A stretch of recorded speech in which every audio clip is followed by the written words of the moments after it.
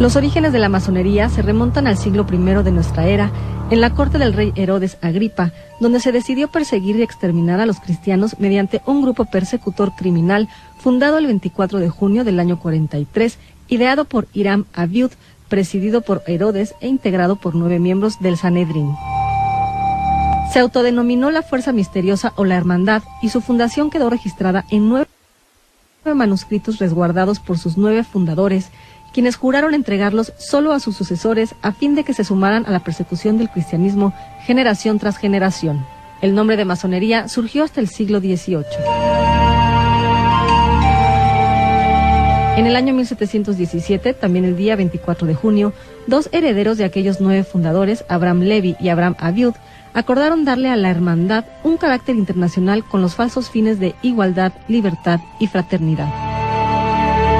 También acordaron cambiar el nombre por el de francmasonería, y en vez de llamarle templos a sus lugares de reunión, les llamarían logias.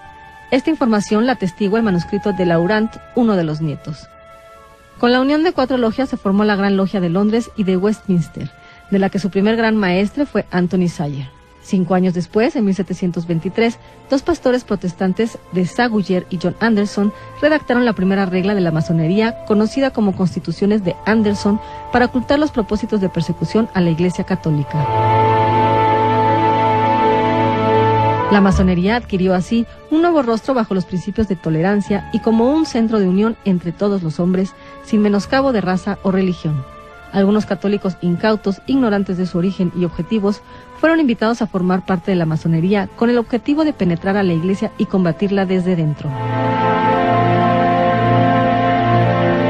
La masonería proclama la existencia de un gran arquitecto del universo, pero rechaza que ese gran arquitecto sea Dios y que Jesús de Nazaret sea el Redentor de la humanidad.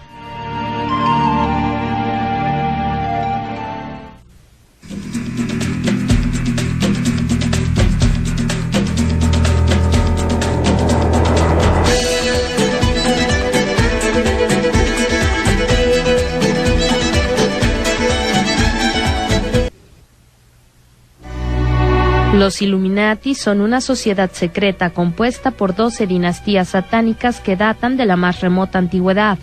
Algunas provienen de los druidas, otras de los egipcios, algunas de los cananitas y tienen en común su consagración a las fuerzas obscuras de deidades paganas y demoníacas y su afición por el ocultismo y los rituales iniciáticos. Así como Dios bendijo a las 12 tribus de Israel y a los 12 apóstoles, se podría decir que Satanás otorgó su simpatía a 12 dinastías satánicas que desde tiempos inmemoriales eran afectas al ocultismo. Esas dinastías llegan hasta nuestros días en 12 linajes sanguíneos que operan bajo el poder del demonio y cuyo poder mundial es innegable. El investigador Fritz Springmeier logró trazar una línea entre las 12 dinastías satánicas y las familias que actualmente detentan la sucesión sanguínea.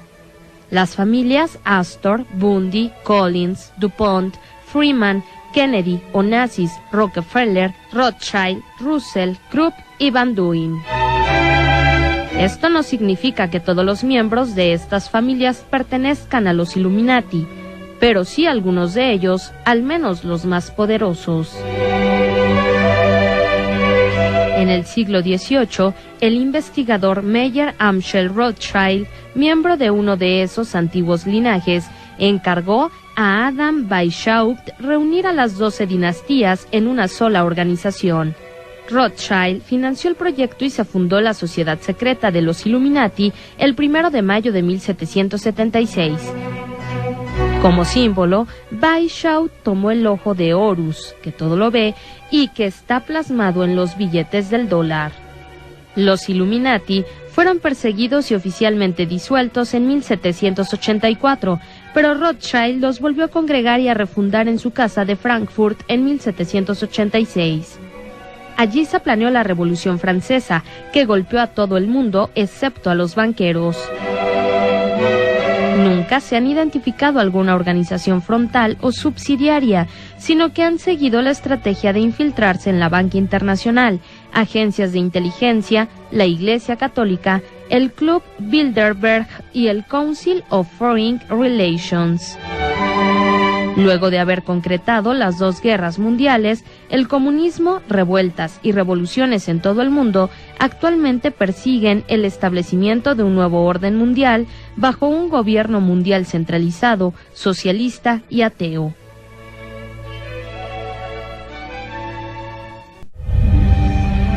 A lo largo de sus más de 2000 años de historia, la Iglesia ha atravesado por severos momentos de dificultad, por grandes persecuciones y por enfrentamientos a diversas herejías.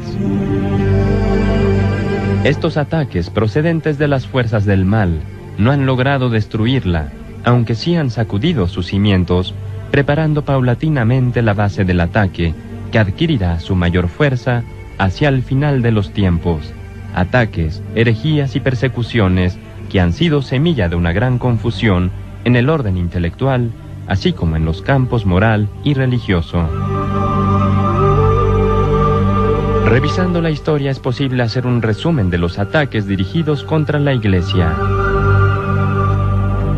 Las 10 grandes persecuciones romanas, las herejías de los primeros 1000 años que obstaculizaron la unidad de la Iglesia, como el arrianismo y el pelagianismo, con la negación de la eternidad del Verbo de Dios, la divinidad del Hijo y del Espíritu Santo, la consubstancialidad del Hijo con el Padre, la negación del pecado original, la afirmación de que no es necesaria la gracia para salvarse, la negación de la maternidad divina y de la humanidad de Cristo, el surgimiento del Islam con Mahoma en el siglo VII y sus guerras contra la cristiandad, el gran cisma de Oriente con la división de los cristianos en el año 1054, la ruptura protestante del siglo XVI con el repudio a la autoridad del magisterio jurídico, a los sacramentos y con la justificación de la fe sin las obras. Pero es a partir del siglo XVIII, con el surgimiento de la masonería en Londres, que la crisis se agudiza en la Iglesia, impulsada por la Ilustración que exclamó: «Aplastemos al infame», en referencia a Cristo y a la Iglesia. La masonería trajo nuevas herejías, que han dado lugar a otras más como naturalismo, liberalismo, racionalismo religioso, secularismo, comunismo, liberalismo teológico, ateísmo, panteísmo, modernismo y todas las ideas que se funden en el llamado pensamiento de la nueva era o New Age, es decir, lo que será la base espiritual de lo que ya se conoce como nuevo orden mundial.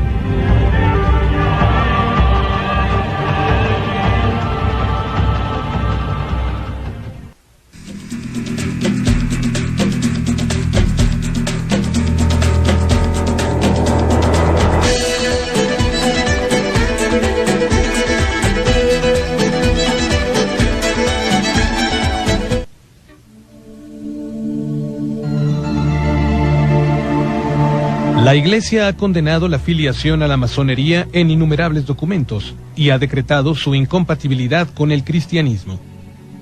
El primer pronunciamiento vino del Papa Clemente XII en 1738, apenas 2 décadas después de que la sociedad secreta tomara su nombre formal de masonería. Después de él, otros 11 papas han publicado serias advertencias. Son 4 las causas principales de incompatibilidad con la masonería.